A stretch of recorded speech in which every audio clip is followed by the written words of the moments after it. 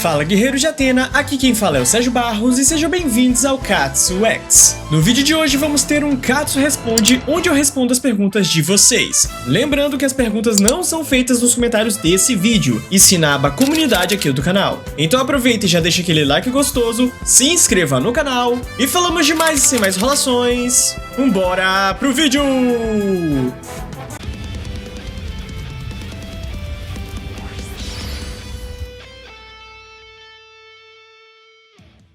Lilia Nascimento. Olá, sou nova no canal e gostaria de saber, o Koga e a Arya são irmãos? E será que eles poderiam ser gêmeos? Lilian, meu amor, não se sabe. Por que eu digo isso? Porque tudo que envolve qualquer parentesco entre o Koga e a Arya no Ômega é um mistério. Muitas pessoas se agarram a uma frase solta de um episódio onde diz que as crianças nasceram do meteoro, ou alguns criam a teoria que os dois nasceram de Apsu, o deus das trevas. Enfim, é uma teoria mais louca que a outra.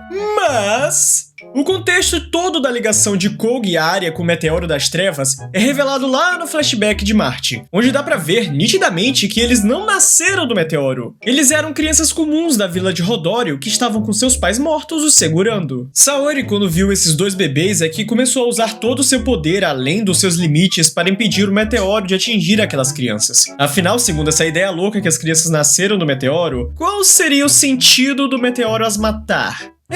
Deu pra sacar a falta de lógica dessa teoria? Então, como eu já falei, os dois eram duas crianças aleatórias daquela vila. O que não fica claro é se eles são irmãos, afinal só vemos uma pessoa morta de cada lado segurando os bebês. Não dá pra saber se era um casal, se eram pessoas sem nenhum parentesco, e por aí vai.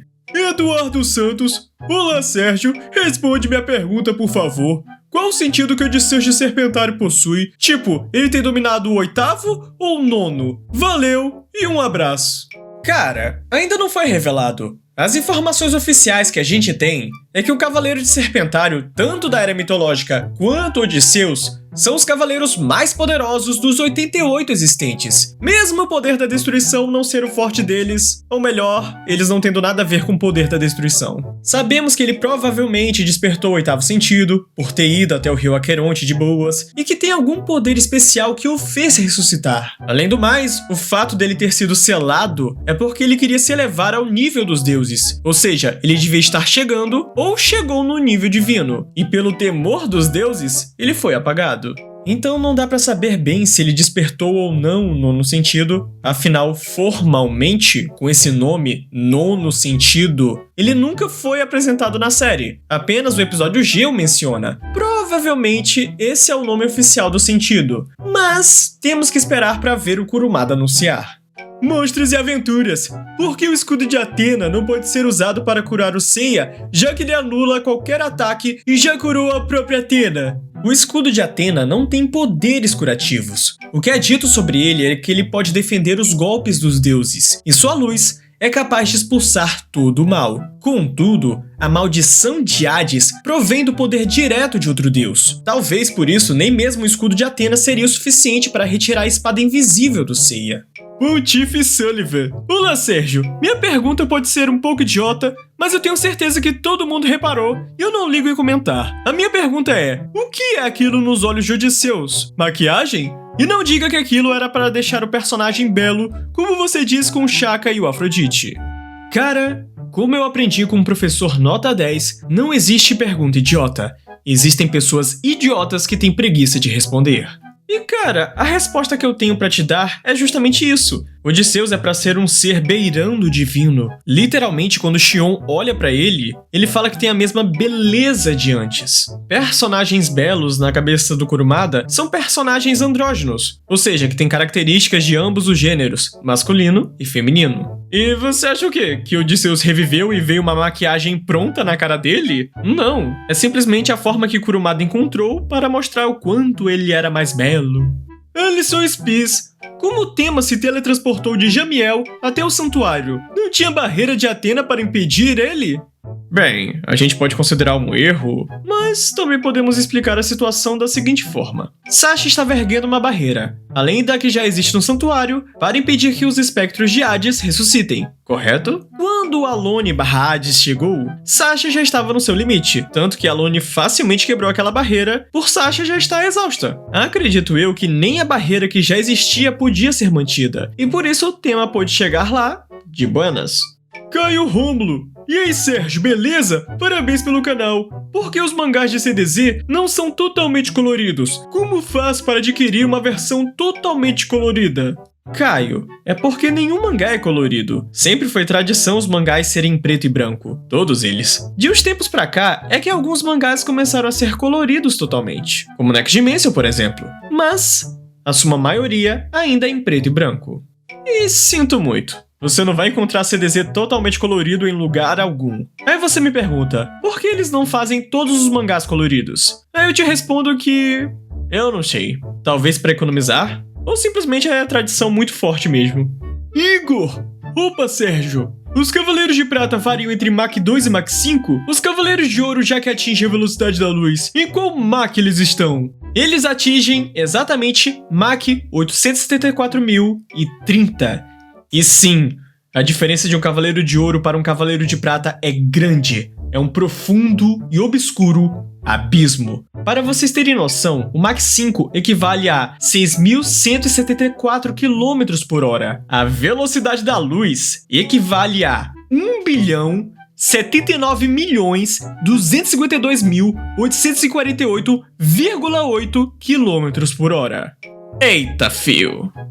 Isaías 123. Por que Athena morreu para ir pro submundo e os cavaleiros foram apenas com o oitavo sentido? Não era pra Athena ter o oitavo sentido por ser uma deusa? Como eu posso explicar? Nenhum sentido depende do outro para ser despertado. Literalmente você não precisa da audição para despertar o sétimo sentido, correto? Nem tampouco o oitavo precisa do sétimo, e assim por diante. Despertar e dominar um sentido são coisas diferentes. Exemplo, nenhum dos Bronze Boys dominou ainda o sétimo sentido, e eles alcançaram o oitavo sentido e até o transcenderam, o famoso milagre de alguns instantes. No caso, a Saori pode muito bem não ter o controle total do nono, logo, não tendo o controle perfeito dos outros sentidos. Mas tem um porém, os Bronze Boys não tiveram que morrer porque eles pularam numa entrada direto pro inferno. Ninguém é transportado pro inferno só por despertar o oitavo sentido. A pessoa precisa primeiro morrer, e por isso que Athena fez, assim como Shaka também fez. Victor Sante, qual é a sua opinião sobre a técnica Tesouro do Céu dos Cavaleiros de Virgem? É de conhecimento que se privar dos próprios sentidos pode aumentar o cosmo. Afinal, é exatamente isso que os Cavaleiros de Virgem fazem. Então tirar os sentidos do oponente só aumentaria os cosmos deles. É um engano muito comum da fenda de CDZ achar que todo mundo simplesmente do nada tem um sentido apagado e aumenta os outros de uma forma totalmente boa, totalmente light, assim, totalmente fácil. Não, gente, não é assim que funciona. Nem todos os cavaleiros sabem ou têm ciência de fazer isso perfeitamente. Pela lógica, o Aldebaran devia ter aumentado seu cosmo quando furou seus tímpanos, mas não rolou. E o próprio Seiya, sem os 5 sentidos, não explodiu o cosmo tão perfeitamente como o Ikki o fez. Até porque, mesmo sendo sim capaz de um cavaleiro aumentar muito o cosmo depois de perder os sentidos, ainda assim é uma aposta muito arriscada, porque o inimigo pode facilmente matar o usuário completamente debilitado. Ikki mesmo teve sua ajuda do seu costume com controle mental para poder elevar o seu cosmo, seu sétimo sentido. E os cavaleiros de Virgem treinam a vida toda para se acostumar a viver sem um sentido. O Shaka vive de olhos fechados, ele não simplesmente fecha antes e fica acumulando. Então não, Shaka não está dando exatamente munição para o seu inimigo. Talvez possa e talvez não possa. Varia de inimigo para inimigo. E o fato de tirar ou não esses sentidos depende da vontade de Shaka. Ele pode muito bem lançar um ataque normal, como demonstrado por Shijima em Next Dimension. Nina Menezes, qual a diferença da extinção Estela e da evolução Estela? Existe um mais forte que a outra? Ou só o jeito de falar?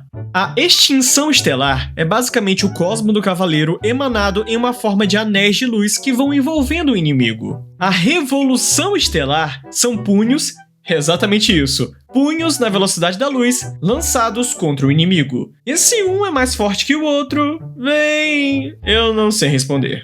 E aproveitando, você já viu a nova camisa do canal? Tem moletom, tem camisa reglan, tem de todos os gostos pra você. é o Saga na Explosão Galáctica dizendo o seu bordão Morraceia. O link para comprar essa camisa tá na descrição.